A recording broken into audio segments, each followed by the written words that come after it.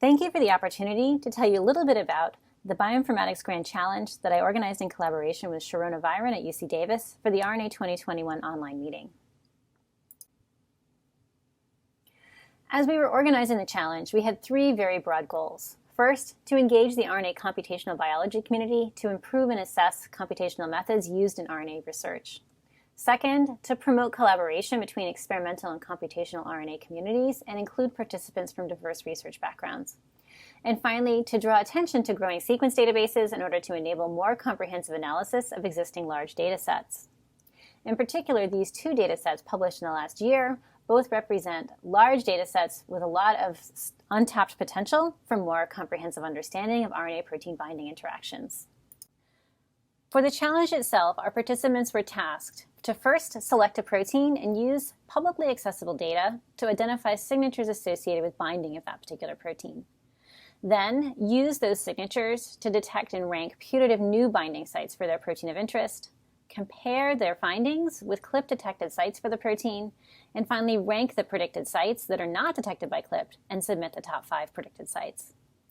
In terms of data, any publicly accessible large-scale data sets could be used, including structural probing data, CLIP data, and comparative genomic data. Importantly, the team's predictions will be experimentally validated in order to evaluate their methods, and the findings will be presented at RNA 2022. And a big shout out to Jean Yu at UC San Diego for volunteering to test the team's predictions. Why did we choose RNA binding proteins for this particular challenge? In part because they have numerous essential functions. RNA binding proteins are critical for splicing and translation. They play important roles in RNA stability and decay, and furthermore are responsible for RNA editing and chemical modification, as well as controlling RNA localization. Furthermore, there are well over 500 RNA binding proteins in the human genome, and the vast majority of these are significantly undercharacterized. Furthermore, RNA binding proteins are diverse and can interact with RNA in a wide array of different manners. For example, the RRM domain interacts with single-stranded RNA. However, there are other RNA binding proteins, such as this ADAR editing protein, that interact with double-stranded motifs. There are a variety of different strategies for characterizing RNA binding protein interactions. The first class of strategies occur in vitro. And in this class of strategies, an RNA binding protein of interest is allowed to interact with a pool of RNA oligomers. The RNA pool may either be a designed library or a randomized pool, and they're typically relatively short in length, between 25 and 40 nucleotides. RNAs that interact specifically with the protein are sequenced and compared with a non-binding population in order to identify enriched sequence motifs. In vitro methods, however, may not capture the full structural context of the binding site due to the relatively small size of the oligomers typically used. Alternatively, RBP interactions can be studied from within the cell. In these approaches, the RBP is cross-linked chemically to the RNA. The RNA is then extracted from the cell, trimmed to flank the RBP directly. The RBP is then immunoprecipitated, and co-precipitating RNAs are sequenced and mapped back to the genome. The cross-linking can be formed in a variety of different ways, resulting in either read termination or mutation at the site of cross-linking itself. In vivo methods, however, are still confounded by synergistic or antagonistic binding, weak or transient interactions, as well as non-specific immunoprecipitation and fragment biases. Structure probing experiments interrogate different properties of RNA structure. Typically, they are used to infer the pairing state of a nucleotide by exposing the RNA to a reagent that preferentially reacts with unpaired nucleotides. Over the last decade, we've seen major developments in this field, resulting in many available reagents and techniques. But most importantly, we now have the ability to probe whole transcriptomes in vitro and in vivo. When a nucleotide reacts with a reagent, an adduct is formed, shown here in red, and what we're actually measuring in these experiments is the frequency of modification at each nucleotide. This is called the reactivity.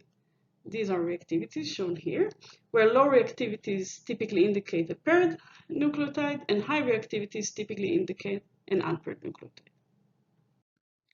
The general workflow of the experiment in its high throughput version is shown here.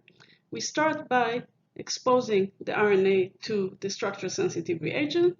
After the modification, we extract the RNA and reverse transcribe it into cDNA. once the polymerase reaches a modified site, it either stops or introduces a mutation at that site. The cDNAs are then sequenced, and stops or mutations are being counted, and the reactivities are calculated from these counts. This can also be accompanied by a control experiment where the entire workflow is repeated but without the modifying reagent. Let's take a look at the typical reactivity profile. Shown here are the reactivities for the first hairpin. You can see a stretch of low reactivities where the stem begins, followed by high reactivities for the loop, and then followed by low reactivities for the closing of the stem. The other two hairpins look very similar, as they also have this low-high-low pattern. However, you can see how much variation there is both within and between loops and stems. On top of it, these experiments won't reveal who the pairing partner of a nucleotide is. For these reasons, these data are often used in conjunction with computational folding algorithms. There are two major ways in which structure probing data can be useful for detecting protein footprints. One approach is based on the observation that nucleotides that interact with a protein tend to be protected from the reagent, since the interaction constrains their flexibility and thus makes them less reactive. So we would expect to see changes in reactivities when the protein is removed. The way to find these changes is to perform differential reactivity analysis between two conditions, in vivo with the protein and ex vivo without. Recently, this idea was automated by several groups to be able to compare new transcriptome-wide datasets. These methods essentially differ in how they quantify the differential signal. However, very recently, it was shown that using in vivo data alone is sufficient to accurately predict binding sites, and this was done using deep learning. The fact that one condition suffices has to do with the second way in which probing data can be useful. Probing data is also useful because we know that some proteins prefer to bind sequences that are embedded in certain structural contexts, such as single-stranded regions. There are numerous computational methods for predicting binding sites that integrate structural information, and this information was also shown to improve predictions. However, these methods must fold the RNA to obtain explicit structures. Some methods also support probing data, however, not much has been done in terms of actually using these data. Including probing data can be done easily via standard data-directed structure prediction algorithms. Alternatively, one can use these data instead of explicit structures, which is exactly what the deep learning framework I mentioned in the previous slide did. We ended up with 20 participants spread across 5 different teams. 3 of these teams were comprised of individuals that signed up to work together, typically from the same institution. The remaining 2 teams were individuals that signed up that were subsequently organized into 2 additional teams. If we look at the approaches used by the 5 different teams, 3 teams used deep learning approaches. One team trained a deep neural net on a database comprised from the RNA Compete compendium and predicted shape profiles based on the RAS database.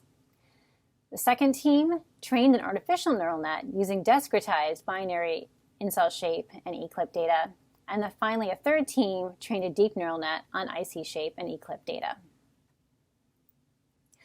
The remaining 2 teams used fundamentally different approaches to the problem.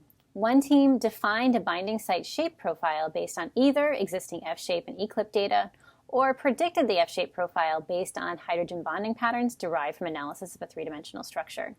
They then applied methods developed for time series analysis to identify additional instances of this profile across the transcriptome. The second team defined a binding site sequence using eClip data with STREAM, and then subsequently identified additional instances in the transcriptome of this motif. This list of instances is refined by predicting secondary and tertiary structure of the motif in context and docking the predicted structure with the RBP of interest using HDDock. In conclusion, you can see that our teams used really different approaches to the same problem, and we're looking forward to RNA 2022 to see how these different approaches fared.